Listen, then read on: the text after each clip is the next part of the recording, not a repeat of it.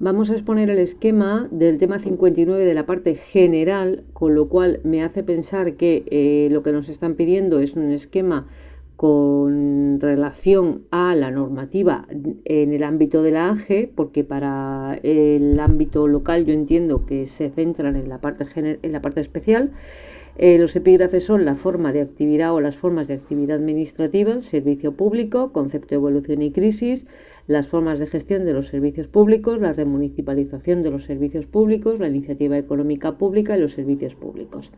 Y vuelvo a decir lo mismo, yo entiendo que esto al estar en la parte general está hablando de las formas de actividad administrativa en el ámbito de la AGE. Sin embargo, luego hay un epígrafe que es el de la remunicipalización, que además es un concepto jurídico erróneo, que está ya, bueno, todos sabemos que no es correcto ese término. Entonces, parece, no sé si es que saltan de la AGE al ámbito local o es que, no lo sé. Yo lo que he hecho es un esquema moviéndome en el ámbito normativo de la AGE y exclusivamente en el ámbito de la remunicipalización, pues sí que me he movido en la ley de bases. Sin más, empiezo ya con el primer epígrafe, que son las formas de actividad administrativa. Sabéis que tenemos las tres: la de policía, que es el control de la actividad de los particulares, bien mediante instrumentos jurídicos. Recordad el artículo 84, por ejemplo, de la ley de bases, que nos hablaba de las ordenanzas, los reglamentos, los bandos. De otro lado tenemos la B, la opción de las fuerzas y cuerpos de seguridad, que tienen una función de la salvaguarda de la seguridad ciudadana. El número 2 nos habla de la actividad de fomento. Digamos que la noción es la actividad en virtud de la cual una administración pública, en vez de prestar un servicio por sí,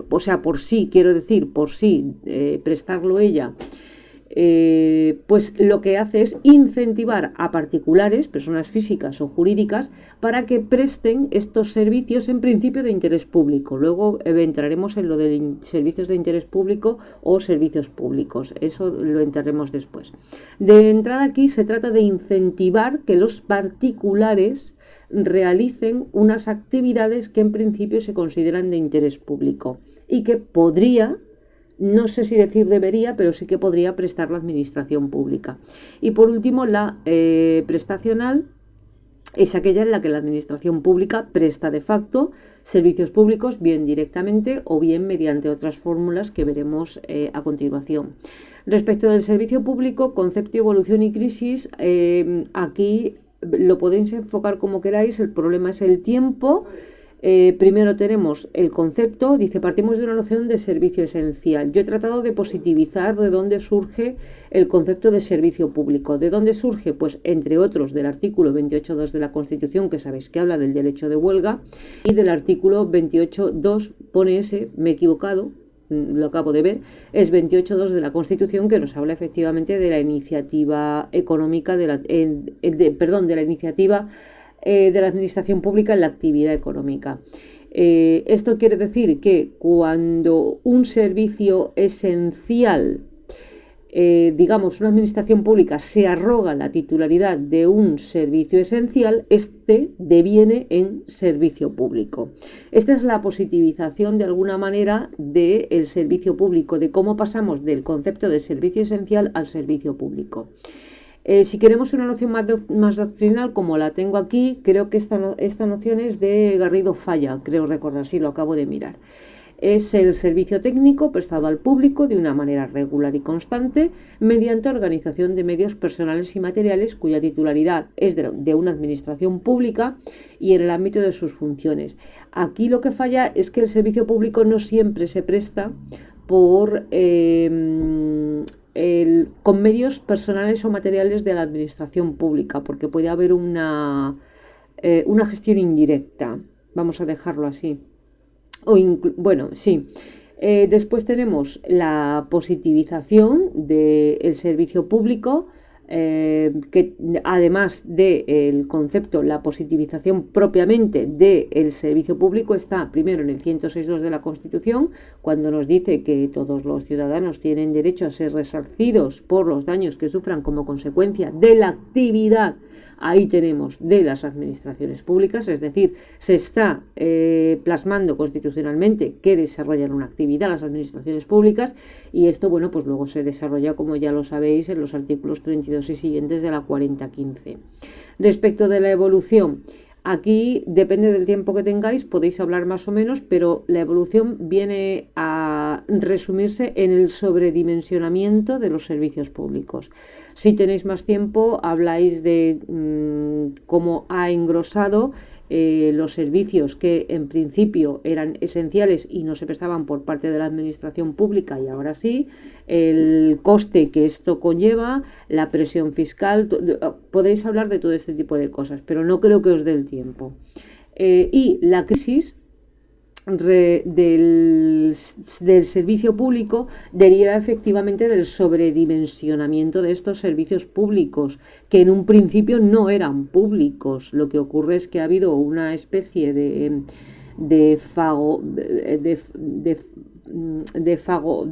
¿cómo es esto? Han fagocitado, ¿no? La administración pública ha fagocitado toda una serie de servicios que en principio no tenían la obligación de prestar. Entonces, la crisis, ¿cómo se ha manifestado? Pues ha tenido que la administración pública liberarse, entre comillas, de la prestación directa de estos servicios públicos, no dejar de prestarlos, sino liberarse de una fórmula de prestación directa mediante otros modelos de gestión. En algunos casos se ha habido directamente eliminación del concepto del servicio público, por lo tanto se deja de prestar. Pero generalmente se ha solucionado o se intenta solucionar mediante otros modos de gestión. Las formas de gestión de los servicios públicos, si nos centramos en la AGE, que es donde estamos, pues también un poco en paralelo al artículo 85, lo reconozco, de la ley de bases, quiero decir, pues distinguimos la gestión directa, que ya sabéis que está la gestión indiferenciada, y la gestión por parte del sector público institucional, que en el ámbito de la AGE está recogida en los artículos 84 y siguientes de la ley 4015, y concretamente las figuras más importantes o más vinculadas a la administración pública son los organismos públicos regulados en el artículo 88 y siguientes. Si hay tiempo podéis hablar de las características, las diferencias entre los organismos autónomos y las entidades públicas empresariales, cómo unas prestan actividades administrativas mientras que otras prestan actividades de interés general, cómo se hace mediante contraprestación, etcétera, etcétera, cómo se trata de personas jurídicas con personalidad propia, patrimonio propio, tesorería propia. Eso depende un poco del tiempo. 3. Cuestiones asociadas a la gestión por parte del sector institucional o de la gestión indirecta. Bueno, pues esto plantea la gestión de los servicios públicos.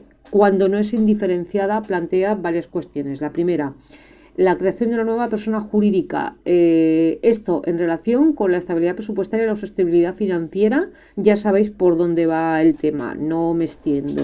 Segundo, el régimen jurídico ya cambia, porque, por ejemplo, los organismos autónomos sí que se rigen en primer lugar por la 4015, pero las entidades públicas empresariales no. ¿Qué conlleva esto? La entrada de un régimen jurídico distinto del derecho administrativo y, por ende, el número C, que es la consecuencia directa, que es la pérdida. En algunos casos no se trata de que pierdan potestades, sino de que no se les atribuyen, porque al ser personas jurídicas distintas de la administración pública, se les pueden o no atribuir potestades. Si no se les atribuyen determinadas potestades que sí ostenta la administración pública, la situación de prerrogativa propia del derecho administrativo que tiene la administración pública se pierde. Esas prerrogativas o esas potestades exorbitantes de las que goza la administración pública no las tienen estas personas jurídicas, o no las tienen todas, o no las pueden ejercitar de forma plena.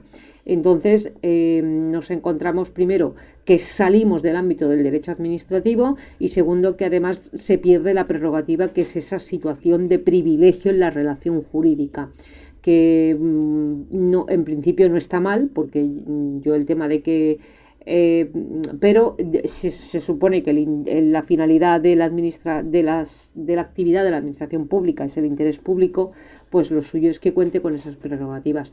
Respecto de la municipalización, es un concepto mal enunciado, mal nombrado y mal entendido, pero se sigue conservando en el programa y hace referencia a lo que yo denomino competencias de delegación rogada, que están recogidas en el artículo 7.4 de la Ley de Bases. No voy a explicar más por el tiempo, pero bueno, vosotros sabéis cómo funciona esto y si podéis lo explicáis. Y respecto de la iniciativa económica pública y los servicios públicos, dado que yo doy por hecho que estamos en la AGE, partimos del 128, que es el que dice que se podrá reservar al Estado servicios o recursos esenciales mediante ley, sobre todo o especialmente en el caso de que se trate de monopolios. Si queréis meteros en el ámbito local porque tenéis tiempo o porque os ha faltado de otro epígrafe y tal, pues ya sabéis que esto está en el 86 de la Ley de Bases.